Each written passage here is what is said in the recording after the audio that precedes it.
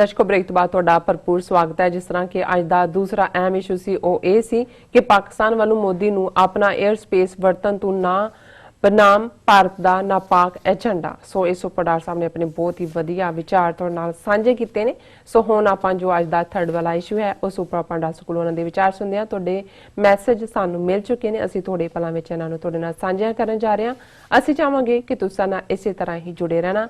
लिखण लई तुहाडा सब दा बहुत बहुत शुक्रिया जी। डॉक्टर साहब की कहना चाहोगे? देखो, पिछले पीरीयड च जे मोदी नूं किसी पासियों डायरैक्ट चैलेंज हुंदा सी ते ज़ाहिर है ममता बनर्जी तृणमूल कांग्रेस चीफ मिनिस्टर बंगाल जिथे मुसलमाना की पॉपूलेशन भी लगभग 30% है स्टेट दे विच, और क्योंकि आसाम का मामला बंगाल नाल भी जुड़िया होया है, आसाम बंगाल का हिस्सा सी, और जदों ये कहंदे ने कि असीं देश भर दे विच NRC रजिस्ट्रेशन जिहड़ी है नैशनल रजिस्ट्रेशन फॉर सिटीजनस लागू करना है, तो ममता बनर्जी का हमेशा ही ये स्टैंड सी कि असीं बंगाल च नहीं होण देंगे।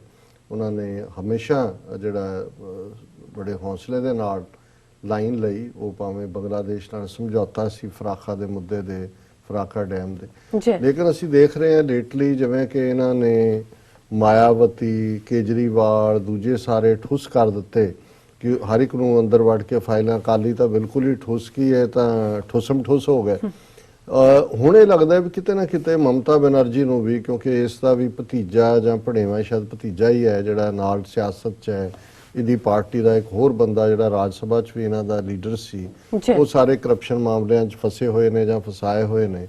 और जिवें BJP ने इन रोड्स भी बनाईਆਂ पिछले पार्लीमेंट दीयां चोणां वेले, सो मैनूं ये लगदा है भी ममता बनर्जी किते ना किते हुण उस विचली वो जिहड़ी एसिडिटी है उहदी ज़बान दे उत्ते जिहड़ा तेज़ाब वाली गल सी, क्योंकि तेज़ाब तो फिर तेज़ाब का ही मुकाबला करदा है, वो भी नज़र नहीं आई पिछले पीरीयड च। असीं देखदे हैं भी कश्मीर के मुद्दे ते भी हुण फारूक अब्दुल्ला और दूसरे जिहड़े इन्हां दीयां सदियां मीटिंग सारे रहे ने, जे हुण उसनूं 2 साल लई चुक के अंदर दिता है बिना किसी कारण तो सेफ्टी एक्ट लाया, तो कोई उस लैवल की गल सामने नहीं आई। और मैं इसलिए कह रहा कि अज ममता बनर्जी लगभग अद्धा घंटा जिहड़ी है वो मोदी के घर उन्होंने मिली, और उन्हें कहा जी असीं कोई नैशनल रजिस्ट्रेशन की भी गल नहीं की जी सिटीजनस का कश्मीर का, तो कदे आया ही नहीं सामने, और नाल ही उन्होंने कहा जी डिवेलपमेंट की करनी, और मोदी नूं बंगाल च आउण दा सद्दा भी दिता है। सो मैनूं ये लगता है भी एक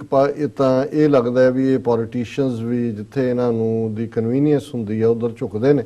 पर जिस गल नूं मैं आधार बनाया अपने इस टॉपिक का, क्योंकि ममता बनर्जी और बंगाल असैंबली इस बारे रेजोल्यूशन भी कर चुकी है कि 47 दे विच जदों भारत पाकिस्तान जिहड़ा है वो सब कॉन्टीनेंट 2 देशों च वंडिया गया है, तो जाहिर है कि जिहड़ा पाकिस्तान का हिस्सा बनया उहदे च ईस्ट बंगाल सी, मशरकी बंगाल, और इधरों जिहड़ा वैस्ट पंजाब सी, क्योंकि ईस्ट पंजाब इधर आ गया, और नाल उहदे पाकिस्तान के दूजे खिते सी। सो उन्हें कहा भी हुण क्योंकि जिहड़ा मशरकी बंगाल सी जां जिहड़ा पूर्वी बंगाल जिन्हों कहंदे ने वो ऑलरेडी एक देश बन गया बांग्लादेश, सो हुण साडे सूबे का नाम वैस्ट बंगाल क्यों है, क्योंकि तो ऑलरेडी ईस्ट वैस्ट तो तां सी जे हुण उन्हां दा वैस्ट उन्हां दा ईस्ट बंगाल रहिंदा, उन्होंने कहा हुण वो बांग्लादेश बन गया, सो सानू आग्ञा दो भी असीं अपने सूबे का नाम बंगाल रखीए, सीधा बंगाल। हुण वैस्ट कहण दी तां लोड़ ही नहीं, ईस्ट तां एग्जिस्ट नहीं करदा, वो तां बांग्लादेश है।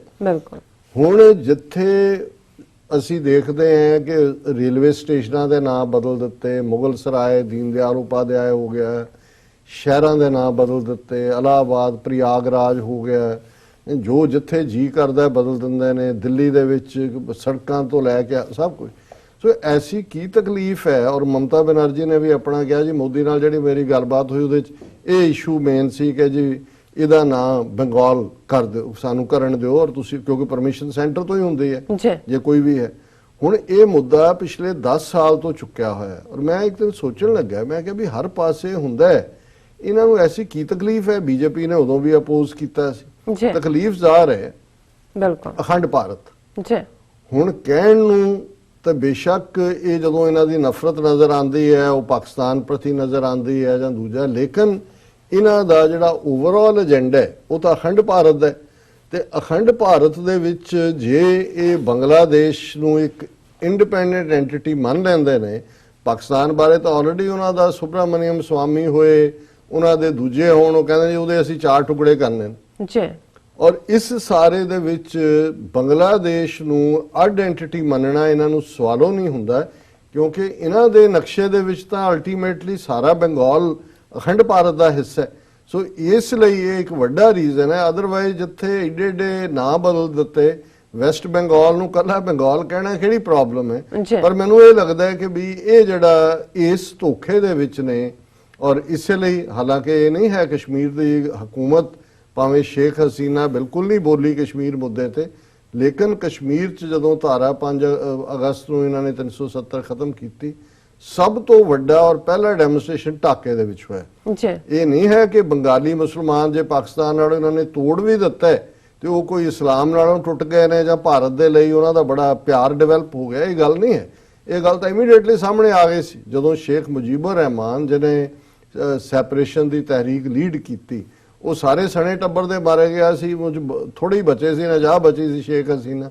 ਔਰ ਜਿਹੜੀ ਵਿਰੋਧੀ ਪਾਰਟੀ ਨੂੰ ਹਰਾ ਕੇ ਇਹਨੂੰ ਜਿਤਾਇਆ, ਰॉ ਦਾ ਆਪਰੇਸ਼ਨ ਹੈ, ਕੰਮ ਤੇ ਰॉ ਲਈ ਕਰਦੀ ਹੈ। ਬਿਲਕੁਲ। ਔਰ ਲੋਕ ਜਿਹੜੇ ਨੇ ਉਹ ਡਿਫਰੈਂਟਲੀ ਸੋਚਦੇ ਨੇ, ਲੇਕਿਨ ਇਹਦੇ ਬਾਵਜੂਦ ਕਿ ਬੰਗਲਾਦੇਸ਼ ਅੱਜ ਭਾਰਤ ਦੇ ਲਈ ਭੂਟਾਨ ਵਾਂਗ ਹੀ ਐਕਟ ਕਰ ਰਿਹਾ ਬਹੁਤ ਸਾਰੇ ਫੋਰਮਸ ਤੇ, ਲੇਕਿਨ ਇਹ ਅਖੰਡ ਭਾਰਤ ਦੇ ਮੁੱਦੇ ਜਿਹੜੇ ਨੇ, ਔਰ ਇਹ ਜਿਹੜੇ ਇਹਨਾਂ ਦੀ ਝੋਲੀ ਚੁੱਕ ਬਣਦੇ ਨੇ ਜਾਂ ਇਹਨਾਂ ਦਾ ਪ੍ਰੋਪੇਗੈਂਡਾ ਕਰਨ ਦੇ ਲਈ ਇਹਨਾਂ ਦੇ ਹਿਸ ਮਾਸਟਰਸ ਵੌਇਸ ਬਣਦੇ ਨੇ। ਜਿਵੇਂ ਮੈਂ ਕਿਹਾ ਵੀ HMV ਦੇ ਰਿਕਾਰਡਾਂ ਦੇ ਉੱਤੇ ਕੁੱਤਾ ਹੁੰਦਾ ਸੀ, ਉਹਨਾਂ ਦੇ ਕੁੱਤੇ ਬਣਦੇ ਨੇ, ਮਤਲਬ ਇਹੀ ਹੈ।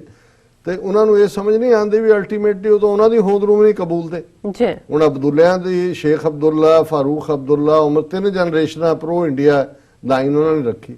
ਉਹਨਾਂ ਨੇ ਬਿਨਾਂ ਕਿਸੇ ਉਹਦਾ ਗੁਨਾਹ ਵੀ ਕੀ ਹੈ, ਜੇ ਤੁਸੀਂ ਅਦਰਵਾਈਜ਼ ਦੇਖੋ, ਉਹਦੇ ਤੋਂ ਕਿਹੜਾ ਬੁੱਢਾ ਬੰਦਾ 80ਵਿਆਂ 'ਚ 80 ਸਾਲਾਂ ਦਾ ਬਿਮਾਰ ਆਦਮੀ MP, ਇਲੈਕਟਡ MP ਹੁਣ ਦੀਆਂ ਚੋਣਾਂ 'ਚ ਉਹ ਬਣਿਆ ਹੈ ਜੀ। ਇੱਕ ਪਾਸੇ ਦੁਨੀਆ 'ਚ ਕਿਤੇ ਵੀ ਹੁੰਦਾ ਜਿਹੜੇ ਇਲੈਕਟਡ ਹੁੰਦੇ ਨੇ MP, ਜੇ ਉਹ ਕਿਸੇ ਹੋਰ ਚਾਰਜ ਥੱਲੇ ਹੋਣ ਵੀ ਉਹ ਸੈਸ਼ਨ ਅਟੈਂਡ ਕਰਨ ਲਈ ਉਹਨਾਂ ਨੂੰ ਲਿਆਂਦਾ ਜਾਂਦਾ, ਇਹਨੇ ਤਾਂ ਉੱਥੋਂ ਨਿਕਲਣ ਹੀ ਨਹੀਂ ਦਿੱਤਾ ਹੈ। ਹੁਣ ਪਬਲਿਕ ਸੇਫਟੀ ਐਕਟ ਦੇ ਥੱਲੇ ਵਾ। ਸੋ ਜੇ ਇਹਨਾਂ ਨਾਲ ਇਹ ਹੋ ਸਕਦਾ ਹੈ ਤੇ ਫਿਰ ਉਹ ਸਾਰੇ ਜਿਹੜੇ ਗੱਦਾਰ ਬ੍ਰਾਂਡ ਨੇ ਜਿਹੜੇ ਇਹ ਖੁਸ਼ੀ ਮਹਿਸੂਸ ਕਰਦੇ ਨੇ ਕਿ ਹਿਸ ਮਾਸਟਰਸ ਵੌਇਸ ਬਣਨਾ, ਉਹ ਦੇਖਣ ਕਿ ਇਨ ਦਾ ਐਂਡ ਆਫ ਦਾ ਡੇ ਜਿਨ੍ਹਾਂ ਨੂੰ ਅਜੇ ਜਿਨ੍ਹਾਂ ਦੇ ਖਿਲਾਫ ਉਹ ਲੜਦੇ ਨੇ ਉਹ ਤਾਂ ਆਪਣੀ ਇੱਕ ਗੈਰਤ ਦੇ ਲਈ ਲੜ ਰਹੇ ਹੁੰਦੇ ਨੇ, ਉਹ ਲੋਕ ਵੀ ਉਹਨਾਂ ਦੀ ਇੱਜ਼ਤ ਕਰਦੇ ਨੇ ਮਰਨ ਤੋਂ ਬਾਅਦ ਵੀ। ਬਿਲਕੁਲ। ਪਰ ਜਿਹੜੇ ਇਸ ਕਿਸਮ ਦੇ ਹੁੰਦੇ ਨੇ, ਜਿਹੜੇ ਇਹਨਾਂ ਨੂੰ ਵਰਤ ਰਹੇ ਹੁੰਦੇ ਨੇ, ਉਹਨਾਂ ਨੂੰ ਵੀ ਇਹ ਹੁੰਦਾ ਕਿ ਵੀ ਜਿਹੜੇ ਆਪਣੇ ਲੋਕਾਂ ਦੇ ਨਾਲ ਗਦਾਰੀ ਕਰਕੇ ਸਾਡੇ ਨਾਲ ਜੁੜੇ ਹੋਏ ਨੇ, ਇਹ ਸਾਡੇ ਕਿੰਨੇ ਕੁ ਸਕੇ ਹੋਣਗੇ। ਸੋ ਉਹਨਾਂ ਦੀ ਲਾਨਤ ਜਿਹੜੀ ਉਹਨਾਂ ਨੂੰ ਇੱਥੇ ਵੀ ਲਾਨਤ ਹੁੰਦੀ ਹੈ, ਰੱਬ ਦੀ ਦਰਗਾਹ 'ਚ ਵੀ ਲਾਨਤ ਹੋਵੇਗੀ। ਸੋ ਹੁਣ ਮੈਂ ਤੁਹਾਡੇ ਹਵਾਲੇ ਕਰਦਾ। Thank you so much. ਅਸੀਂ ਹੁਣ ਆਪਣੇ ਦਰਸ਼ਕਾਂ ਦੇ ਜੋ ਮੈਸੇਜ ਨੇ ਉਹ ਲੈਂਦੇ ਹਾਂ। ਸੋ ਪਹਿਲੇ ਸੈਗਮੈਂਟ ਤੇ ਕਾਫੀ ਸਾਰੇ ਮੈਸੇਜ ਨੇ। ਨਵੀਦ ਅਹਿਮਦ, ਨਵੀਦ ਸਾਨੂੰ ਬਹੁਤ ਹੀ ਸਾਰਾ ਐਵਰੀਡੇ ਪਿਆਰ ਭੇਜਦੇ ਨੇ, ਤੁਹਾਡਾ ਬਹੁਤ ਬਹੁਤ ਸ਼ੁਕਰੀਆ। ਬਾਦ ਸਿੰਘ ਸਾਨੂੰ ਫਤਿਹ ਬੁਲਾਉਂਦੇ ਨੇ। ਸੋ ਲਿਖਦੇ ਨੇ ਮੋਤਾਸਿਮ ਮਸੂਦ ਸਾਂ ਲਿਖਦੇ ਨੇ, ਕੀ ਕਹਿੰਦੇ ਨੇ, ਉਸਤਾਦੇ ਮੁਹਤਰਮਾ ਸਰ ਜੀ ਪਲੀਜ਼ ਸਮਝਾ ਦਿਓ ਕਿ ਹਿੰਦੂਤਵਾ ਕੀ ਬਲਾ ਹੈ, ਇਹ ਲੋਕ ਸਾਡੇ ਨਾਲ ਇੰਨੀ ਨਫ਼ਰਤ ਕਿਉਂ ਕਰਦੇ ਨੇ। ਤੁਹਾਨੂੰ ਤੇ ਚੰਗਾ ਕੋਈ ਤੁਹਾਡੇ ਤੋਂ ਕੋਈ ਵੀ ਚੰਗਾ ਸਾਨੂੰ ਸਮਝਾ ਨਹੀਂ ਸਕਦਾ। ਅੱਲਾਹ ਪਾਕ ਤੁਹਾਨੂੰ ਹਮੇਸ਼ਾ ਸਾਡੇ ਸਿਰ ਤੇ ਸਲਾਮਤ ਰੱਖੇ। ਅੱਲਾਹ ਸਿਹਤ, ਜ਼ਿੰਦਗੀ ਤੇ ਖੁਸ਼ੀਆਂ ਦੇਵੇ। ਭਾਈਜਾਨ ਤੁਹਾਡਾ ਬਹੁਤ ਬਹੁਤ ਸ਼ੁਕਰੀਆ, ਤੁਹਾਡਾ ਬਹੁਤ ਚੰਗਾ ਸਵਾਲ ਹੈ ਜੀ, ਕਿਉਂਕਿ ਇਹ ਵਕਤ ਦੀ ਮੰਗ ਕਰਦਾ ਹੈ। ਕਿਸੇ ਦਿਨ ਅਸੀਂ ਇੱਕ ਸੈਗਮੈਂਟ ਕਿ ਹਿੰਦੂਤਵਾਦ ਦੀ ਆਈਡੀਓਲੋਜੀ ਜਿਹੜਾ ਕਿਸੇ ਵੇਲੇ ਬ੍ਰਾਹਮਣਵਾਦ ਦੇ ਨਾਂ ਥੱਲੇ ਜਾਣੀ ਜਾਂਦੀ ਸੀ ਕੀ ਹੈ, ਇਸ ਬਾਰੇ ਅਸੀਂ ਜ਼ਰੂਰ ਜਿਹੜਾ ਉਹ ਡਿਸਕਸ ਕਰਾਂਗੇ ਜੀ। ਡਾਕਟਰ ਸਾਹਿਬ ਸਾਡੇ ਕੋਲ ਅਫਜ਼ਾਨ ਭੱਟ ਜੀ ਤੁਹਾਨੂੰ ਕਹਿੰਦੇ ਨੇ ਚਾਚਾ ਜੀ, ਤੁਸੀਂ ਗ੍ਰੇਟ ਹੋ, ਵੈਰੀ ਨਾਈਸ। ਔਰ ਭਤੀਜੇ ਆਪਣੀ ਸਿਹਤ ਦਾ ਧਿਆਨ ਰੱਖੋ। ਸੋ ਦਰਸ਼ਨ ਸਿੰਘ ਜੀ ਫਤਿਹ ਬੁਲਾਉਂਦੇ ਨੇ। ਸੋ ਕੁਲਦੀਪ ਸਿੰਘ ਜੀ ਸਾਨੂੰ ਫਤਿਹ ਬੁਲਾਉਂਦੇ ਨੇ। ਸਿੰਘ ਮੁਖਤਿਆਰ ਲਿਖਦੇ ਨੇ, ਸਤਿ ਸ਼੍ਰੀ ਅਕਾਲ ਸਰ, ਮੋਦੀ ਦੀ ਫੇਰੀ ਦਾ ਮੁੱਦਾ ਤਾਂ ਹੋਰ ਹੀ ਲੱਗਦਾ। ਅਮਰੀਕਾ ਦੀਆਂ ਵੋਟਾਂ ਦਾ ਟਾਈਮ ਆ ਰਿਹਾ ਹੈ। ਦੇਖੋ ਇਹਨਾਂ ਨੇ ਐਵੇਂ ਗੁੱਡਾ ਬੰਨਿਆ ਹੋਇਆ, ਹੁਣ ਕਿੰਨੇ ਮਿਲੀਅਨ ਕਹਿ ਰਹੇ ਨੇ, 18 ਮਿਲੀਅਨ ਸਾਡੇ NRI ਨੇ, UN ਦੀ ਰਿਪੋਰਟ, ਅਮਰੀਕਾ 'ਚ ਅਸੀਂ ਸਭ ਤੋਂ ਵੱਡੇ, ਸਭ ਝੂਠੀਆਂ ਸਟੈਟਿਸਟਿਕ ਝੂਠ। ਇਹ ਸਿਰਫ ਆਪਣਾ ਜੋ ਕਸ਼ਮੀਰ ਦੇ ਵਿੱਚ ਜ਼ੁਲਮ ਕਰ ਰਹੇ ਨੇ ਔਰ ਦੁਨੀਆ 'ਚ ਬੇਨਕਾਬ ਹੋ ਰਹੇ ਸੀ, ਇਹ ਇਸ ਦੇ ਉੱਤੇ ਪਰਦਾ ਪਾਉਣ ਲਈ ਹੈ ਔਰ ਟਰੰਪ ਨੂੰ ਨਾਲ ਖੜਾ ਕਰਕੇ ਉਹ ਸਮਝਦਾ ਹੈ ਕਿ ਵੀ ਉਹਨਾਂ ਦੇ ਗੁਨਾਹ ਜਿਹੜੇ ਨੇ ਉਹ ਮਾਫ ਹੋ ਜਾਣਗੇ ਜੀ। ਪਰ ਸ਼ਾਇਦ ਇਹਨਾਂ ਨੂੰ ਇਹ ਵੀ ਨਹੀਂ ਪਤਾ ਵੀ ਜੇ ਟਰੰਪ ਨੇ ਉੱਥੇ ਖਲੋ ਕੇ ਵੀ ਕਸ਼ਮੀਰ ਦੀ ਮੀਡੀਏਸ਼ਨ ਦੀ ਗੱਲ ਕਰ ਦਿੱਤੀ ਫਿਰ ਇਹ ਕੀ ਕਰਨਗੇ। ਸੋ ਅਜੇ ਜਿਹੜਾ ਬਹੁਤ ਕੁਝ ਜਿਹੜਾ ਉਸ ਤੋਂ ਪਰਦਾ ਚੁੱਕਿਆ ਜਾਣਾ। ਸੋਨਾ ਖਾਲਿਸਤਾਨੀ ਲਿਖਦੇ ਨੇ ਆਜ਼ਾਦ ਪੰਜਾਬ ਆਜ਼ਾਦ ਕਸ਼ਮੀਰ ਵਾਹਿਗੁਰੂ ਜੀ। ਦੀਪ ਸਿੰਘ ਜੀ ਦਾ ਹਮੇਸ਼ਾ ਤਰ੍ਹਾਂ ਉਹੀ ਮੈਸੇਜ ਹੁੰਦਾ। ਭੁਪਿੰਦਰ ਸਿੰਘ ਜੀ ਫਤਿਹ ਬੁਲਾਉਂਦੇ ਨੇ। ਵਸੀਮ ਅਬਾਸ ਜੀ ਸਾਨੂੰ ਲਿਖਦੇ ਨੇ just watch doctor Amarjeet Singh analysis every day you will find the real propaganda of Indian media and the real face of Modi thanks Dr. Amarjit Singh ji। Wasim ਸਾਹਿਬ ਤੁਹਾਡਾ ਬਹੁਤ ਸ਼ੁਕਰੀਆ ਕੰਪਲੀਮੈਂਟ ਦੇ ਲਈ। ਕੁਲਦੀਪ ਸਿੰਘ ਜੀ ਸਾਨੂੰ ਲਿਖਦੇ we never forget 84 Sikh genocide by Indian state terrorism।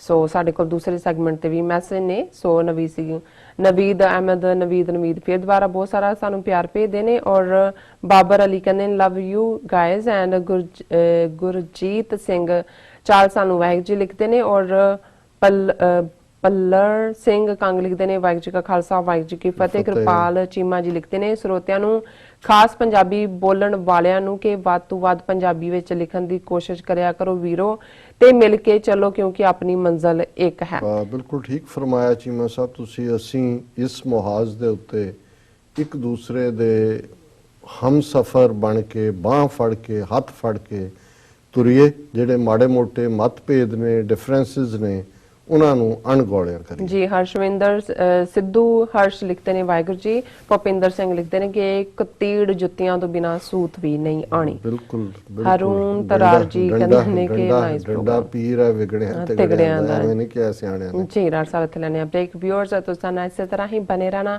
ਮਿਲਦੇ ਆ ਛੋਟੇ ਜਿਹੇ ਬ੍ਰੇਕ ਤੋਂ ਬਾਅਦ।